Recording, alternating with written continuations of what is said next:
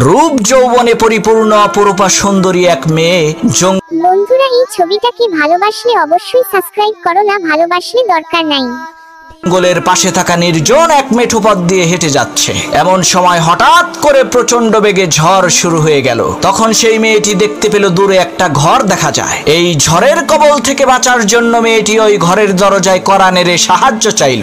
একজন টকবগে যুবক ছেলে ঘরের ভেতর থেকে দরজা খুলে সেই সুন্দরী মেয়েটাকে আশ্রয় দিল। এদিকে দিন পেরিয়ে রাত হয়ে যাচ্ছে, কিন্তু ঝড় বৃষ্টি থামার কোনো নামগন্ধ নাই। এমন সময় মেয়েটি দেখতে পেল সেই যুবক ছেলেটি তার হাতের আঙ্গুল মোমবাতির আগুনে পুড়াচ্ছে।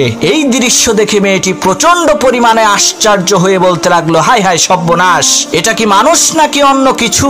পরের দিন সেই মেয়েটি বাড়িতে যেয়ে তার বাবার কাছে সব ঘটনা খুলে বলল, কাল রাতে তার সাথে কি কি হয়েছিল। তখন সেই মেয়েটির পিতা সেই ছেলেটিকে এসে জিজ্ঞেস করলো, বাবা, গতকাল রাতে মোমবাতির আগুনে তোমার হাতের আঙ্গুল পুড়িয়েছো কেন?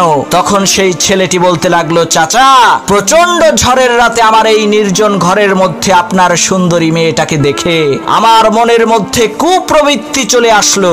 তখন আমি আমার হাতকে মোমবাতির আগুনে পুড়িয়ে মনকে বোঝালাম, ওরে মন, এই দুনিয়ার সাধারণ আগুনই তো তুমি সহ্য করতে পারো না, তাহলে জাহান্নামের ওই কঠিন আগুন তুমি কিভাবে সহ্য করবা? ছেলেটির এই সততা দেখে লোকটি বলল, বাবা, একটা রাত তুমি ধৈর্য ধারণ করেছো, তার বিনিময়ে আল্লাহ রাব্বুল আলামিন সারা জীবনের জন্য আমার এই সুন্দরী মেয়েটাকে তোমার করে দিল।